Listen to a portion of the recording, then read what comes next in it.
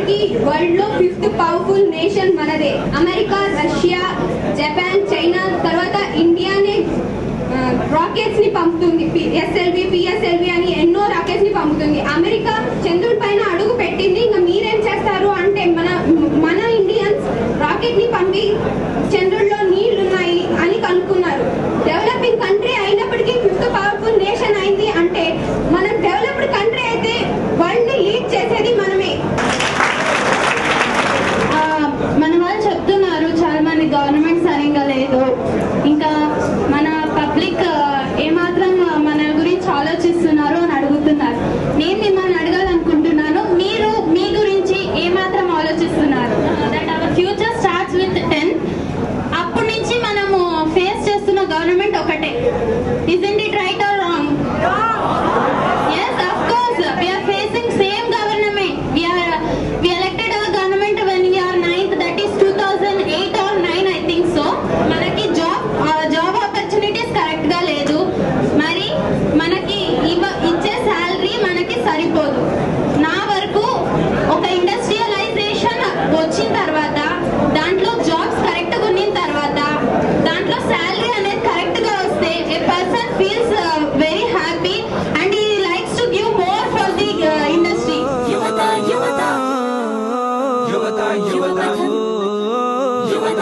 Sir వాళ్ళ generation లో చదువుకుంటున్నారు. అది ఎవరిది తప్పు? గవర్నమెంటే కాదు, యూతే కాదు, ప్రజల్లో చైతన్యం కలిగించాలి. గవర్నమెంట్ ప్లస్ యూత్ ఒక్కరే కలిసి ఏం చేయలేరు కా. యూత్ ప్రజల్లోకి వెళ్ళి చైతన్యం తేవాలి ప్రజల్లో. ఇప్పుడు యూత్ అన్న వాళ్ళు ఎవరైనా రాజకీయ సాధన కావాలన్నా కూడా వెళ్తే ఎక్కడ కనెక్ట్ అయిపోతారని వెళ్ళరు. కాబట్టి we should have to be a good leader. దానికోసం మనం బాగా కష్టపడితే సరిపోతుంది. ప్రభుత్వం ఎట్లా అంటే ఫీల్డ్ రిక్రూట్మెంట్ అని అప్లై చేసింది. యూత్ అంతా ఇంజనీర్లు అయిపోదాము అని వాళ్ళు దాంట్లోకి వెళ్ళిపోతారు. ఇంకా చదువుకునే దాంట్లో చదువుకుంటానే వెళ్ళిపోతుంటారు. కానీ బయట విషయాలు పట్టించుకోరు. ఎలా అంటే చదువుకునే దాంట్లోనే ఉంటారు. ఆ చదువుకునే దాంట్లో 4 ఏళ్ళు అయిపోతుంది, అప్పటికే మనకి 22 ఏళ్ళు 21 ఏళ్ళు అవుతాయి. రాజకీయాల్లో పోదామన్నా మనకి డిగ్రీ ఉంటుంది కాబట్టి మనం జాబ్, ఇంట్లో పేరెంట్స్ జాబ్ పోరా, అది పోరా, ఇది పోరా మనకి అవే చెప్తా ఉంటారు. ఇంకా ప్రభుత్వము పిల్లవాళ్ళకి ఇచ్చేసినామని ఇంకా దానిపైన అది చేసుకుంటా పోతా ఉంటుంది. మనం పట్టించుకోము ప్రభుత్వం గురించి. అందుకే మనము పట్టించుకోవాలి. పేరెంట్స్ చిన్నప్పటి నుంచి వాళ్ళు చెప్పిందే వినాలా, వాళ్ళు చెప్పిందే చేయాలా. మనం సొంతంగా డిసిజన్ తీసుకోకపోతే ఏదో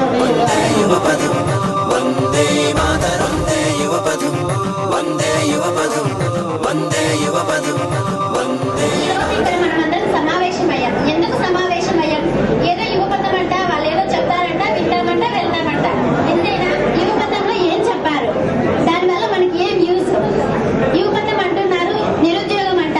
నిరుద్యోగాన్ని ఏ విధంగా మనము కంట్రోల్ చేయాలా?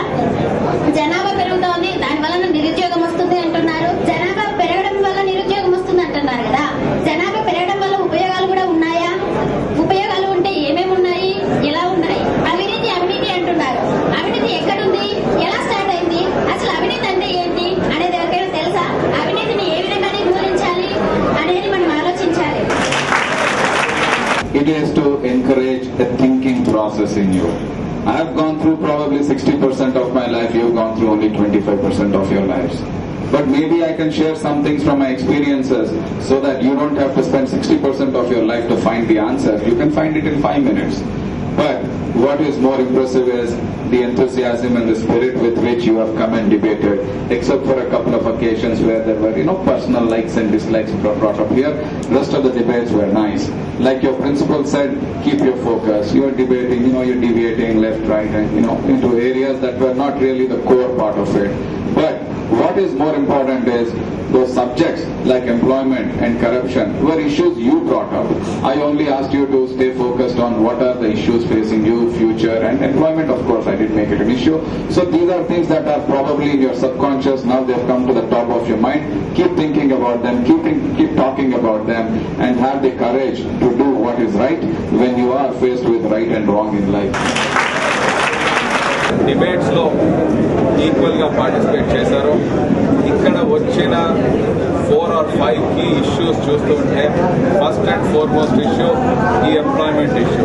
ఎంప్లాయ్మెంట్ అనేది వీళ్ళు ఫస్ట్ ఇయర్ స్టూడెంట్స్ కూడా మా భవిష్యత్తులో కరెక్ట్గా ఉండకపోవచ్చు అనేది ఫియర్ అయితే ఉంది, కానీ వాళ్ళలో కాన్ఫిడెన్స్ కూడా ఉంది మాకు జాబ్స్ వస్తాయని. ఒక పక్కన వాళ్ళకి తెలుసు స్టాటిస్టిక్స్ ప్రతి సంవత్సరం 15 లక్షల మంది వస్తున్నారని. వాళ్ళకంటే సీనియర్స్ ఈ మధ్య కాలంలో పాస్ అయిన వాళ్ళకు జాబ్స్ రాకుండా నిరుద్యోగులుగా ఉన్నారని కూడా తెలుసు. అయితే వాళ్ళు ఒక పాజిటివ్ యాటిట్యూడ్తో ఆప్టిమిస్టిక్గా ఉన్నారు. ఇది మంచిది. లీడర్స్ చాలా మంది బ్లాక్ మనీ క్రియేట్ చేసి కరప్షన్ తోటి ఆ మనీ తీసుకెళ్లి స్విస్ బ్యాంకుల్లో పెట్టుకున్నారు, లేదా వాళ్ళ సొంత ఆస్తులు పెంచుకున్నారు. ఆ డబ్బులన్నీ కూడా తీసుకొని వచ్చి మళ్ళీ ప్రజల్లో వేస్తే పరిశ్రమలు వస్తాయి, సరిపోయే ఉద్యోగాలు వస్తాయి అనేది డిమాండ్ చేస్తున్నారు. కాబట్టి దీని మీద గవర్నమెంట్ ఖచ్చితంగా ఆలోచన చేయాలి. ఎవరైతే అవినీతి పరులను ఉన్నారో వాళ్ళ మీద ఓన్లీ లీగల్ యాక్షన్ తీసుకోవడమే కాకుండా వాళ్ళ ఆస్తులన్నీ జప్తు చేసుకొని ఆ ఆస్తులను విక్రయించి ఆ వచ్చిన డబ్బు తీసుకొచ్చి మళ్ళీ పరిశ్రమలు పెట్టి వీళ్ళందరికీ కూడా ఉద్యోగాలు ఇప్పించే అవకాశాలు క్రియేట్ చేయాలని మేము యువపదం ప్లాట్ఫామ్ మీదుగా ఈరోజు ఫస్ట్ టైంగా డిమాండ్ చేస్తున్నాం. ఆ 500 పీపుల్లో ఓటు ఉన్న వాళ్ళు ఓన్లీ 50 మంది ఉన్నారు. దాంట్లో ఓటు వేసిన వాళ్ళు 10 మంది కూడా లేరు. కాబట్టి వీళ్ళందరిలో ఓటింగ్ పర్సంటేజ్ పెంచడానికి ఈ యువపదం కార్యక్రమం తరపున మేము వస్తుంటే వాళ్లే అంటున్నారు మనం అందరం ఓటు హక్కు వినియోగించుకోవాలి, ఓటు హక్కు వినియోగించుకున్నప్పుడు ఆలోచించి ఓటు వేయాలని. కాబట్టి మా అభిప్రాయంలో ఈ యువపదం కార్యక్రమం వలన ఓటింగ్ పర్సంటేజ్ ఖచ్చితంగా యూత్లో పెరుగుతుందని భావిస్తున్నాను. ఒక రాజకీయ పార్టీగా అధికారంలోకి రావాలనుకోవడం తప్పు కాదు, కానీ రాజకీయంలోకి వచ్చి అధికారంలోకి వచ్చి ఆ పదవులను దుర్వినియోగం చేసుకోవడం, లేదా పదవుల మీద వ్యామోహం లేదా అవినీతి చేయడం, ఆ పదవులను అడ్డుపెట్టుకొని ఇవే తప్పు. నెంబర్ 2, అపోజిషన్లో ఉంటే అవినీతి మీద, అధర్మం మీద, అన్యాయం మీద పోరాటం చేయడం కూడా ఒక రాజకీయ పార్టీ బాధ్యత.